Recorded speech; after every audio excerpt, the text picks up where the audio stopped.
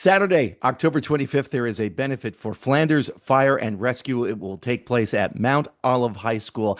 And appearing there is going to be the Trance Master, professional hypnotist John Cerbone. He's our guest this morning here on Jersey Magazine. John, good morning.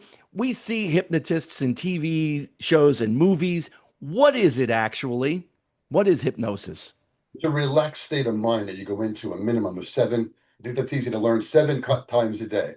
They say the more intelligent, stressed out, or creative, the more hypnotizable a person is. And I'll give you some examples of how hypnosis naturally occurs. It's the way your brain cycles down stress energy to stay mentally healthy. So when you zoned out in school years ago, and the teacher would call on you because you were zoning out, because many of the teachers remind me of the old Ben Stein bit in Ferris Bueller. Planet Yes. Earth, and you zone out because they're using a hypnotic toning in their voice. Um, and then your friend leaned over and gave you the wrong answer intentionally, and you were grasping at straws because you were zoned out. You'd repeat it like an idiot, and the whole class would laugh, and you both got in trouble. That's hypnosis and suggestion. Driving a car. Most people don't know how they got there anymore once they've learned how to drive in a subconscious way. So if you get cut off, and not our listeners here, but other stations, other listeners perhaps, they may say a few nasty words or make a rude gesture or something, but then they relax into driving again. So if you're a new driver, your knuckles on the wheel there, white knuckling it, whatever you're doing, driving, and then once you learn how to drive, you're fixing the radio, and all of a sudden you are where you're supposed to be. You're in a subconscious state. Everybody thinks we're little Mr. Spocks. We're all logical and figuring out things. That's too much trouble. The average person slips in and out of hypnosis at least 7 times a day. I would imagine in this part of the country with the stress levels and the driving and the work and whatever else, probably a lot more. So most people, and I said this many years ago and then found out that a famous hypnotist who since passed away many years ago, um, Milton Erickson, said the same thing. Most people are in hypnosis most of the time to some greater or lesser extent. So when you see a person zoning out, or you do this business, I'm over here, pay attention. That's all hypnosis states. You ever laugh or cry at a movie? That's hypnosis. You know it's not real. Even if it's a documentary, it happened years ago, possibly, not real, but there it is. So we're all more hypnotized than we think. Now, you can use hypnosis for clinical stuff, like I do also, which is helping people quit smoking, lose weight, sleep better, do better on exams, get that job they want, get a relationship they want, be in a better place mentally. Sleep better at night is a big one for a lot of people. I love working with people who can't sleep because a few minutes of hypnosis is like a few hours worth of sleep when you get somebody in nice and deep. So when they come back, they're just full of life and ready to go out and party and have a great time or live a better life. But also, it can be used for comedy. And I have both aspects of hypnosis covered. I do the clinical in private sessions, and I've done large corporation events for smoking and weight loss and sales motivation and other things, stress management.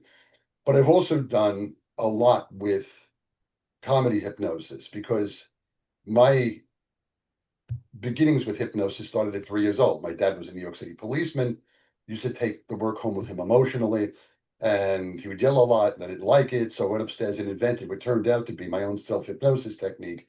And by the age of 5, I taught my parents how to do it. So I've been hypnotizing people. It was like walk, talk, potty train hypnosis. That was my whole thing, you know, and because I've been to so many rock concerts starting at 14, we just lost Ozzy Osbourne recently, but the first concert I ever saw was Black Sabbath. I didn't even know who they were back then because they were getting started back in the day. And I remember walking out and feeling the bass going through my chest from the stage and that feeling and all the rest of it. And I've combined all the rock concerts I've seen with the work that I do on stage. That if you're not doing something monumental and explosive and mind bending, then what are you doing up on that stage? You've got to go out there and own what you're doing. And over the years, I've developed a process where I kind of blend my energy with the audience. It's like you take all that energy from the audience, put it through you, you put it back out to them, and you kind of backfeed it to them. And I've done shows in front of 8,000 people, for example, for the Brooklyn Cyclones, 8,000 plus in a sold out stadium. And I've done it at county fairs with 10,000 people or so, rough estimates, basically, because I'm sure they're not sitting there with a counter going, falls off. But I've also done small shows, house parties, and I've done shows for celebrities. I've even trained celebrities to do hypnosis. So there's a whole process to this. And the more refined you get with this stuff, the more you start to begin to realize it's time to kick this thing to the next register. Like I've invented something called speed hypnosis, and I started the international craze for that. I can actually hypnotize people literally that quick when I'm in a hurry. And so far to date, I've invented 147 different ways to do that with derivatives, probably 185, like version A, version B of certain particular techniques. Because I eat and breathe and sleep this, it's all secondary nature to me. How, I'm not sure the exact way to phrase the question, but how receptive to being hypnotized does someone have to be during one of your shows? Can they fight it? If they want to fight it, it's kind of pointless. I have to throw them out of the show, and then the audience gets mad at them for coming up. So I always say, if you want the audience to hate you, come up and do that. Otherwise, sit in the audience and watch the show from there. But I've also had people. I was on a public access show here, for example, in New York City, and they gave me a cameraman. They said, "You're going to come back for a second round." I said, "Okay." I hypnotized a bunch of people. They were jumping around doing a short, like they call a street hypnosis show. It's quick, get in, do it, get out. The show I'm doing for Flanders is going to be the full length, full bore thing. And they brought me over a cameraman who said he couldn't be hypnotized by anybody. And I put my finger in his face and said, sleep. He dropped shoulders to knees and he went out. Now, if you're going to keep on, they go, you're not going to get me. You're not going to get me. That's a different story. And I'm not there to prove anything because I've done so much of this. I've easily, this is a very conservative number, I've hypnotized well over 350,000 people so far because I'm not counting grammar school and high school and shows I've walked into where they said there'd be 40 people and there's 400 people, and I've done large workshops and I've done large meditation groups. And meditation is similar in the same brainwave state as hypnosis is for people out there who meditate, except meditation is more about a spiritual goal usually, or refining some part of your higher self or finding yourself or connecting with the Lord or whatever it might be. And hypnosis is either goal directed towards, giving up a habit or improving some part of your life if you're doing clinical hypnosis, or it's more goal oriented towards being a superstar. And I've had people come up, oh, I'm introverted. I don't know if it's going to work. And those are my best people.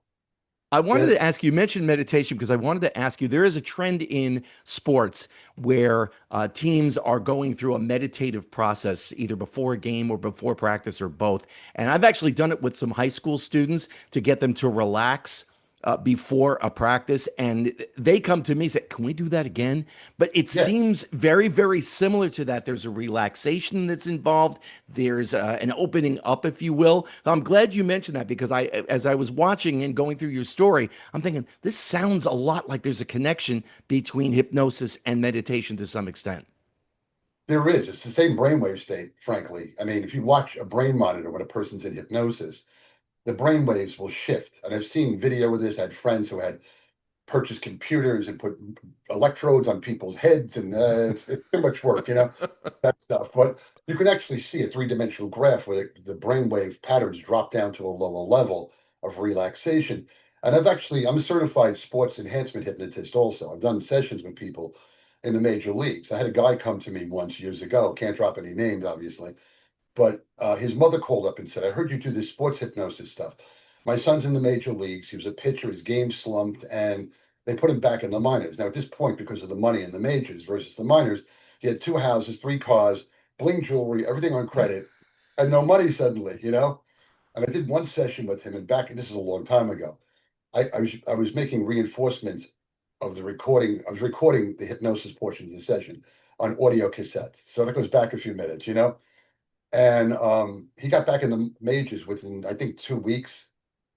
His game enhanced that much that he blew off all this stuff. I work with golfers this way too. And then about 4 years later, 5 years later, one of his teammates noticed that he was doing well with this tape, and he must have been talking about it. And the guy threw it down in an incinerator in a hotel room because they had an argument. And his mother called up in a panic. They have a copy. Oh my God! Is anybody So I made an original for me, and I made a copy for her and a copy for him, and they both got it, and everybody was happy. And last I heard of him, he was a pitching coach someplace. What's the So most fun aspect of your live show that you enjoy the most, John? the strange stuff I don't expect it's going to happen. You know, like I've done routines over and over and over again, and that the show I do, some of it is traditional stuff, but about 80 to 85% of it is all mine that you'll never see in another hypnosis show, unless of course somebody decides to borrow it from me, which happens a lot. That's why I don't put up a lot of new YouTube video. It's too much editing work. It's hours and hours of me clipping out stuff that I've created. But for example, I had a show one time. I was in Manhattan being interviewed by a celebrity who she wanted me to train her to be a hypnotist. And I did a lot of work with her. I taught her clinical hypnosis and speed hypnosis, and I taught her stage hypnosis, entertainment hypnosis. And I get a phone call while I'm in the Holland Tunnel. What are you doing tomorrow morning at 3 a.m.? I said, getting shingles on my face. No, no, this hypnotist up in Massachusetts can't make it. You have to cover this show. I got home. I had a half hour. I had to drive up there. And I had a routine, which is on YouTube now, so I guess I can share it. But I had this image of a dog licking your face. You know, we all make that dog licking face. We kind of like it, but we don't like it. We go like, yeah, we're smiling, but we're not too sure about it, right? We all, even if you love the dog, you don't know, right? And I did that for the first time at that show. And what was funny was three of the young ladies in the middle of the show decided to give the dog kisses back with their tongue. So they were licking an imaginary dog, and I almost fell off the stage. I was laughing so hard because it kind of just went off into the weeds for a second, and I didn't expect that, you know. So this kind of stuff happens once in a while. I had a woman one time at a celebrity's home that I was doing a show in, and I said it was a very small show. I only had three people because the previous year I had more, and they had a smaller party. And I had a man, a woman, and a man, and the woman in the middle was like this uh, supermodel. I guess the only way you could put it. One of the most beautiful women I've ever seen, and front page of a magazine, gorgeous. I said, on the count of three, you're going to flirt with the most attractive man or woman in the room, whatever you're attracted to. Stay in your chair. She decided to ignore that. She jumped up and started licking my ear. And like 40 seconds, I was laughing, which is a long time in front of an audience. It doesn't seem long. And I thought to myself, this is not so bad, you know. So um, I just could catch my breath and stop crying for a moment. I put it back in the chair, but I was like doubling over. She was like leaning into me, like, you know, whatever. So there were strange things that can happen like that in the show. And it's always with some unexpected reaction. And that's one of the things I love about what I do is that at some point there'll be something weird that happens in the show that I don't expect. And when it goes off into the weeds, I just laugh for a second. I got to grab onto something usually because I'm pretty much focused on what I'm doing. But when it hits me, I have to come out of character for a second, and usually I grab onto a chair or a person, not to tip over onto the stage. But I've also been through stuff where I got hurt one time in Manhattan. They had risers, and the risers were black, and the carpet was black in this meeting room, and the steps were black, and I hooked my foot around the step, and it landed right on my face, and I was bleeding. I got up, my nose, my forehead, and I just continued to do the show. And people from the audience were giving me cocktail napkins. And my main thing was I can't leave the car in the parking garage across the street. They'll charge me $5,000 if I go to the hospital and come back in 2 days. So I just made sure my nose wasn't broken and I continued to do the show. You know, the show must go on. Well, the show indeed will go on Saturday, October 25th, the benefit for Flanders Fire and Rescue at Mount Olive High School, featuring the trance master, John Cerbone. You can get all the information about John and the event on John's website, hypnosisstageshow.com, hypnosisstageshow.com. Saturday, October 25th at Mount Olive High School. John, I hope it's a great event, and thank you so much for your time this morning here on Jersey Magazine. My pleasure. Be there.